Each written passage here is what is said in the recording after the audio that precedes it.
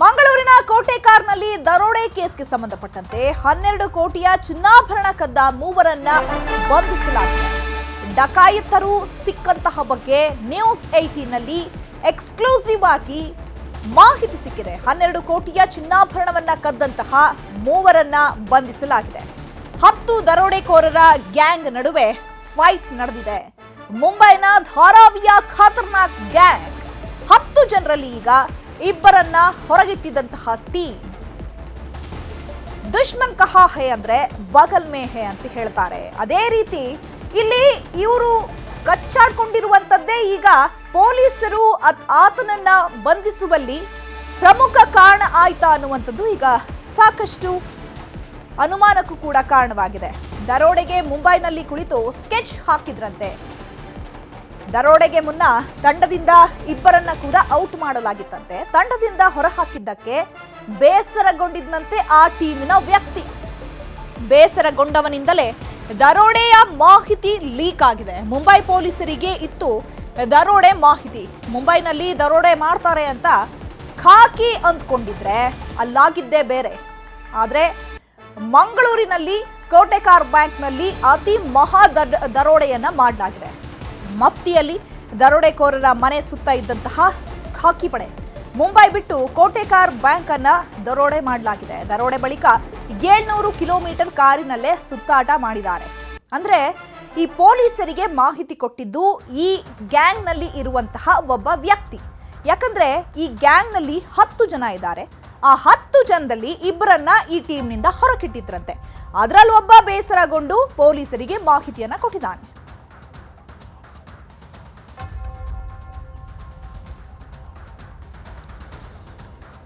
Kotekar bank ದರೋಡೆಗೆ ಸ್ಥಳೀಯನಿಂದ ಸಾಥ್ ನೀಡಲಾಗಿದೆ. Fiat ಕಾರಿನಲ್ಲೇ ಕೋಟೆಕಾರಿಗೆ ಬಂದಿದ್ದಂತಹ gang ಕಾರಿನಿಂದ ಇಳಿದು ಬೈಕ್ ಏರಿದ್ದಂತಹ ಆರೋಪಿ ರಾಜೇಂದ್ರನ್.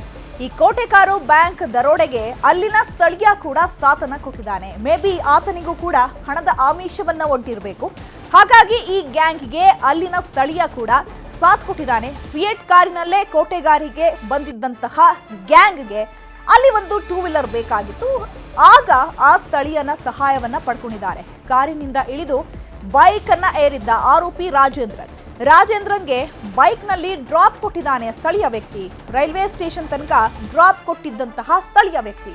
ಇನ್ನು ಮುಂಬೈಗೆ ಟ್ರೈನ್ ನಲ್ಲಿ ಹೋಗಿದ್ದಂತಹ ರಾಜೇಂದ್ರನ್ ಮೇ ಬಿ ಆ 2 ವೀಲರ್ ಸವಾರನಿಗೆ ಈ ವಿಚಾರ ಗೊತ್ತಿರಬಹುದು ಅಥವಾ ಗೊತ್ತಿಲ್ಲದೇನೋ ಇರಬಹುದು. ಯಾಕಂದ್ರೆ ಆ ಸ್ಥಳೀಯ ಏನಿದ್ದ 2 ವೀಲರ್ ನಲ್ಲಿ ಬರ್ತಾ ಇದ್ದಂತಹ ಸಂದರ್ಭದಲ್ಲಿ ಈ ದರೋಡೆಕೋರ ನಾನು ರೈಲ್ವೆ ಸ್ಟೇಷನ್ಗೆ ಹೋಗಬೇಕು, ತುಂಬಾ ಇಂಪಾರ್ಟೆಂಟ್ ಕೆಲಸ ಇದೆ, ಸೊ ನನ್ನನ್ನು ಡ್ರಾಪ್ ಮಾಡಿ ಅಂತ ಕೇಳಿರಬಹುದು. ಈ ವಿಚಾರ ಆತನಿಗೆ ಗೊತ್ತಿಲ್ಲದೆ ಇರಬಹುದು. ಆತ ಅವನ ಒಂದು 2 ವೀಲರ್ ನಲ್ಲಿ ಅವನಿಗೆ ಡ್ರಾಪ್ ಅನ್ನ ಕೊಟ್ಟಿದ್ದಾನೆ. ಮುಂಬೈಗೆ ಟ್ರೈನ್ ನಲ್ಲಿ ಅಲ್ಲಿಂದ ರಾಜೇಂದ್ರನ್ ಪ್ರಯಾಣವನ್ನ ಬೆಳೆಸಿದ್ದಾನೆ. ಮುಂಬೈನಿಂದ ತಮಿಳುನಾಡಿಗೆ ರೈಲಿನಲ್ಲಿ ಪ್ರಯಾಣವನ್ನ ಮಾಡಿದ್ದಂತಹ ದರೋಡೆಕೋರ ಬೈಕ್ ಪತ್ತೆ ಹಚ್ಚಿ ವಿಚಾರಣೆಯನ್ನ ನಡೆಸ್ತಾ ಇದ್ದಾರೆ ಪೊಲೀಸರು. ರಾಬರಿ ಕೇಸ್ನಲ್ಲಿ ಸ್ಥಳೀಯನ ಕೈವಾಡವಿರೋದು ಕೂಡ ಪತ್ತೆಯಾಗಿದೆ. ಈಗ ಪೊಲೀಸರೇ ಅದಕ್ಕೊಂದು ಕ್ಲಾರಿಟಿ ಕೊಡಬೇಕಾಗತ್ತೆ. ಯಾಕಂದ್ರೆ ಆ ಸ್ಥಳೀಯ ಕೂಡ ಈ ಗ್ಯಾಂಗ್ನ ಜೊತೆ ಇನ್ವಾಲ್ವ್ ಆಗಿದ್ನ, ಕೈ ಜೋಡಿಸಿದ್ನ ಅನ್ನುವಂಥದ್ದು ತನಿಖೆ ನಂತರವಷ್ಟೇ ಗೊತ್ತಾಗತ್ತೆ.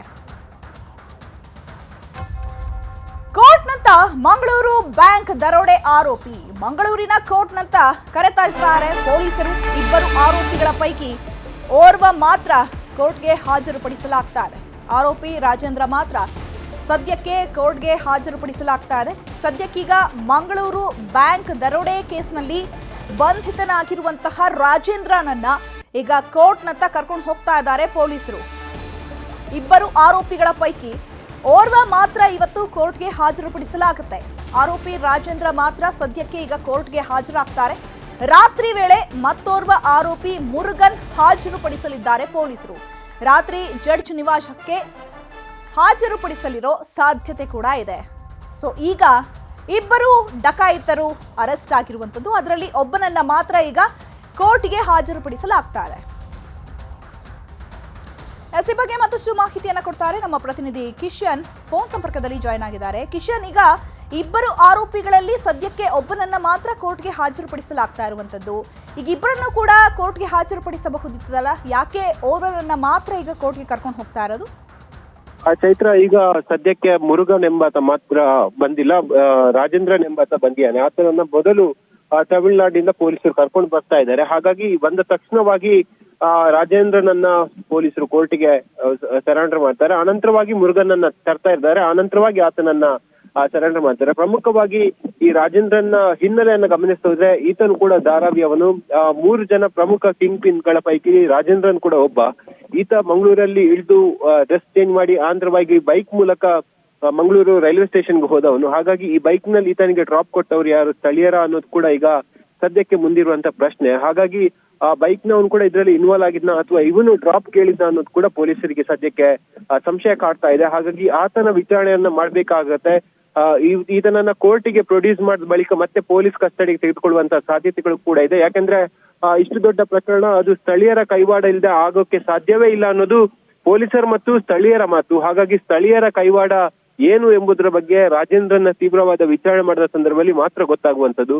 ಹಾಗಾಗಿ ಇವತ್ತು ಸಂಜೆ ವೇಳೆ ಮುರುಗನ್ನನ್ ಕೂಡ ಪೊಲೀಸರು ಕೋರ್ಟಿಗೆ ಹಾಜರುಪಡಿಸುವಂತ ಸಾಧ್ಯತೆಗಳು ಕೂಡ ಇದೆ. ಮತ್ತಷ್ಟು ಆರೋಪಿಗಳು ಪೊಲೀಸರು ವಶಕ್ಕೆ ಪಡೆದಿರುವಂತಹ ಮಾಹಿತಿಗಳು ಕೂಡ ಸದ್ಯಕ್ಕೆ ಲಭ್ಯ ಆಗ್ತಾ ಇದೆ. ಆದ್ರೆ ಈ ಬಗ್ಗೆ ಅಧಿಕೃತವಾಗಿ ಪೊಲೀಸರು ಯಾವುದೇ ರೀತಿಯಾಗಿ ಹೇಳಿಕೆಗಳನ್ನ ಕೊಡ್ತಾ ಇಲ್ಲ. ಯಾಕೆಂದ್ರೆ ಇದ್ರ ಹಿಂದೆ ಸುಮಾರು 9 ರಿಂದ 10 ಜನ ಇರೋ ಬಗ್ಗೆ ಸಾಧ್ಯತೆಗಳು ಕೂಡ ಇದೆ. ಯಾಕೆಂದ್ರೆ ಪ್ರೈಮರಿ ತನಿಖೆಯ ಸಂದರ್ಭದಲ್ಲಿ ಆರೋಪಿಗಳು ಹಲವರ ಹೆಸರನ್ನ ಕೂಡ ಬಾಯ್ಬಿಟ್ಟಿರುವಂತದ್ದು ಮತ್ತು ಇದೊಂದು ಸುಪಾರಿ ದರೋಡೆ ಅನ್ನೋದು ಕೂಡ ಸದ್ಯಕ್ಕೆ ತಿಳಿದು ಬರ್ತಾ ಇರುವಂತದ್ದು. ಹಾಗಾಗಿ ಎಲ್ಲ ವಿಚಾರಗಳ ಬಗ್ಗೆ ಆರೋಪಿಗಳನ್ನ ಕೋರ್ಟಿಗೆ ಪ್ರೊಡ್ಯೂಸ್ ಮಾಡಿದ ಬಳಿಕ ಪೊಲೀಸ್ ಕಸ್ಟಡಿಗೆ ತೆಗೆದುಕೊಂಡ ಸಂದರ್ಭದಲ್ಲಿ ಪೊಲೀಸರು ಮತ್ತಷ್ಟು ವಿಚಾರಣೆ ಮಾಡ್ತಾರೆ. ಕೂಡ ಮೂಲತಃ ತಮಿಳುನಾಡಿನವರೇನಾ ಅಥವಾ ಈಗ ಪೊಲೀಸರು ಬಂಧಿಸಿದ್ದಾರಲ್ಲ ಪ್ರತ್ಯೇಕವಾಗಿ ಬಂಧಿಸಿದ್ದ ಅಥವಾ ಇಬ್ಬರನ್ನ ಒಟ್ಟಿಗೆ ಬಂಧಿಸಿದ್ದ? ಈ ಮುಂಬೈ ಗ್ಯಾಂಗ್ ನಲ್ಲಿ ಇವರು ಸೇರ್ಕೊಂಡು ಈ ರೀತಿ ದರೋಡೆಯನ್ನ ಮಾಡ್ತಾ ಇದ್ದಿದ್ದಂತಹ ಕೃತ್ಯ ಈಗ ಬೆಳಕಿಗೆ ಬಂದಿರುವಂತದ್ದು. ಇದ್ರ ಬಗ್ಗೆ ಏನ್ ಇನ್ಫಾರ್ಮೇಶನ್ ಸಿಗ್ತಾ ಇದೆ?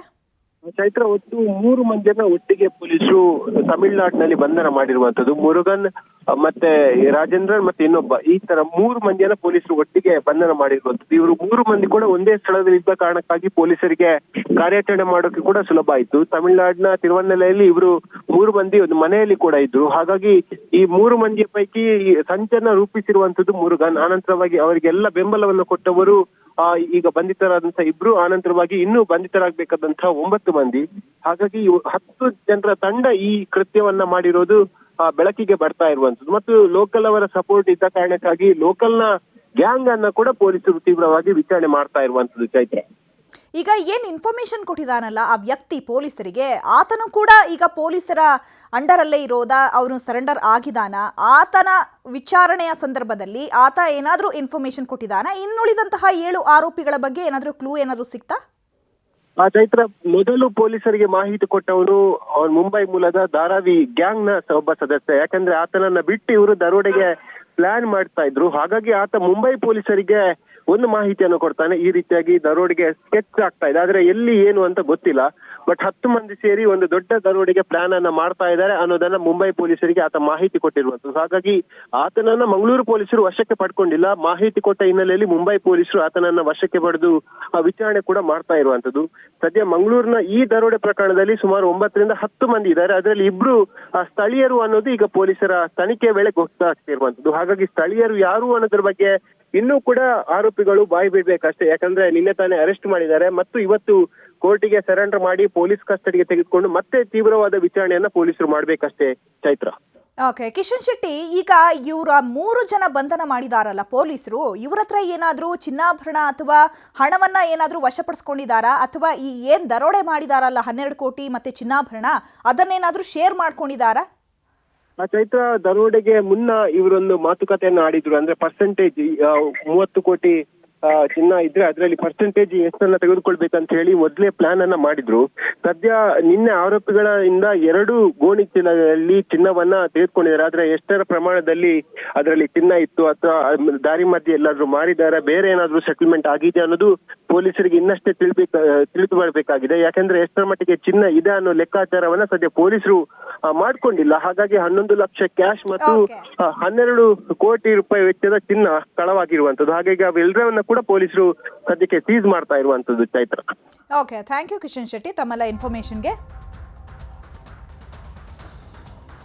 ಇನ್ನು ಒಟ್ಟಾರೆಯಾಗಿ ಪೊಲೀಸರು 3 ಅರೆಸ್ಟ್ ಮಾಡಿದ್ದಾರೆ. ಇವತ್ತು ಪ್ರತ್ಯೇಕವಾಗಿ ರಾಜೇಂದ್ರನನ್ನ ಮಂಗಳೂರಿನ ಕೋಟೆಕಾರ್ ಬ್ಯಾಂಕ್ ಕಡೆ ಕೋರ್ಟ್ಗೆ ಹಾಜರುಪಡಿಸಬೇಕು ಅಂತ ಹೇಳಿ ಆತನನ್ನ ಕರ್ಕೊಂಡು ಬರ್ತಾ ಇದ್ದಾರೆ.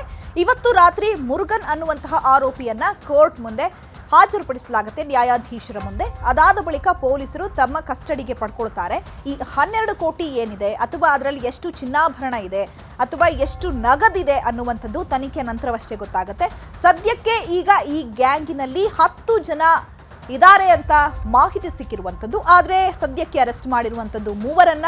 ಬಟ್ ಆದರೆ ಈಗ ಈ ಇನ್ನುಳಿದ 7 ಆರೋಪಿಗಳು ಅಬ್ಸ್ಕಾಂಡಿಂಗ್ ಆಗಿದ್ದಾರೆ. ಅವರನ್ನ ಕೂಡ ಹುಡುಕುವ ಪ್ರಯತ್ನದಲ್ಲಿ ಪೊಲೀಸರು ತೀವ್ರ ಶೋಧವನ್ನ ಕೂಡ ನಡೆಸ್ತಾ ಇರುವಂಥದ್ದು. ಯಾಕಂದ್ರೆ ಅಷ್ಟು ದೊಡ್ಡ ಮಟ್ಟದಲ್ಲಿ ದರೋಡೆ ಮಾಡಿದ್ದಾರೆ. ಯಾಕಂದ್ರೆ ಈ ದರೋಡೆ ಮಾಡಬೇಕು ಅನ್ನುವಂತಹ ನಿಟ್ಟಿನಲ್ಲಿ 10 ಜನ ಗುಂಪಲ್ಲಿ ಸೇರ್ಕೊಂಡಿರ್ತಾರೆ. ಅದರಲ್ಲಿ 2ರನ್ನ ಹೊರಗಿಟ್ಟಿರ್ತಾರೆ. ಈ 2ರಲ್ಲಿ ಹೊರಗಿಟ್ಟಿರ್ತಾನಲ್ಲ ಒಬ್ಬ, ಅವನಿಗೆ ಅಸಮಾಧಾನ ಇರುತ್ತೆ, ನನ್ನನ್ನು ಟೀಮ್ಗೆ ಸೇರಿಸ್ಕೊಳ್ಳಿಲ್ಲ ಅಂತ ಹೇಳಿ ಆತ ಹೋಗಿ ಮುಂಬೈ ಪೊಲೀಸರಿಗೆ ಇನ್ಫಾರ್ಮೇಶನ್ ಕೊಡ್ತಾನೆ. ಮಂಗಳೂರು ಬ್ಯಾಂಕ್ ದರೋಡೆಯಲ್ಲಿ ಪ್ರತಿಷ್ಠಿತ ವ್ಯಕ್ತಿ ಕೂಡ ಇನ್ವಾಲ್ವ್ ಆಗಿದ್ದಾನೆ ಅನ್ನುವಂತಹ ಮಾಹಿತಿ ಲಭ್ಯ ಆಗಿದೆ. ಪ್ರತಿಷ್ಠಿತ ವ್ಯಕ್ತಿ ಸೇರಿದಂತೆ 10 ಮಂದಿ ಭಾಗಿಯಾಗಿರೋ ಶಂಕೆ ಕೂಡ ವ್ಯಕ್ತವಾಗ್ತಾ ಇದೆ. ಸಿಸಿಬಿ ಪೊಲೀಸರಿಂದ ಸ್ಥಳೀಯರ ವಿಚಾರಣೆ ಕೂಡ ನಡೀತಾ ಇದೆ. ಈ ದರೋಡೆ ಆದಾಗಿನಿಂದ ಸ್ಥಳೀಯರು ಹೇಳ್ತಾ ಇರುವಂತದ್ದು ಇಲ್ಲಿ ದೊಡ್ಡ ವ್ಯಕ್ತಿಯ ಕೈವಾಡ ಇದೆ. ಆತ ಈ ಗ್ಯಾಂಗಿಗೆ ಇನ್ಫಾರ್ಮೇಶನ್ ಕೊಟ್ಟಿರೋದ್ರಿಂದಾನೇ ಬ್ಯಾಂಕ್ ಅನ್ನ ರಾಬರಿ ಮಾಡಲಾಗಿದೆ ಅಂತ ಹೇಳಿ ಅಲ್ಲಿನ ಸ್ಥಳೀಯರು ಪದೇ ಪದೇ ಉಚ್ಚರಿಸ್ತಾ ಇದ್ದಾರೆ. ಸೊ ಹಾಗಾಗಿ ಈಗ ಸಿಸಿಬಿ ಪೊಲೀಸರು ಅಲ್ಲಿನ ಸ್ಥಳೀಯರನ್ನ ಕೂಡ ವಿಚಾರಣೆ ಮಾಡ್ತಿದ್ದಾರೆ. ನಾವು ದೃಶ್ಯದಲ್ಲಿ ಕೂಡ ನೋಡಬಹುದು, ಸಿಸಿಟಿವಿ ಕ್ಯಾಮ್ರಾದಲ್ಲಿ ಕ್ಯಾಪ್ಚರ್ ಆಗಿದೆಯಲ್ಲ ಆ ಒಂದು ದೃಶ್ಯ ಕೂಡ. ಯಾಕಂದ್ರೆ ಮಧ್ಯಾಹ್ನ ಮಧ್ಯಾಹ್ನ 1:10 ಸುಮಾರಿಗೆ ಅವರು ಬ್ಯಾಂಕ್ ಒಳಗಡೆ ಹೋಗ್ತಾರೆ. 1:14 ಅಥವಾ 1:15 ಹೊರಗೆ ಬರ್ತಾರೆ. ಅದರಲ್ಲೂ ಕೂಡ ಅಷ್ಟೊಂದು ಸೆಕ್ಯೂರಿಟಿಗಳು ಇದ್ರೂ ಕೂಡ ಅಥವಾ ಅಷ್ಟೊಂದು ಲಾಕರ್ಸ್ಗಳು ಇದ್ರೂ ಕೂಡ 4 ನಿಮಿಷದಲ್ಲಿ ಹೇಗೆ ದರೋಡೆ ಮಾಡೋದಕ್ಕೆ ಸಾಧ್ಯ ಆಗತ್ತೆ?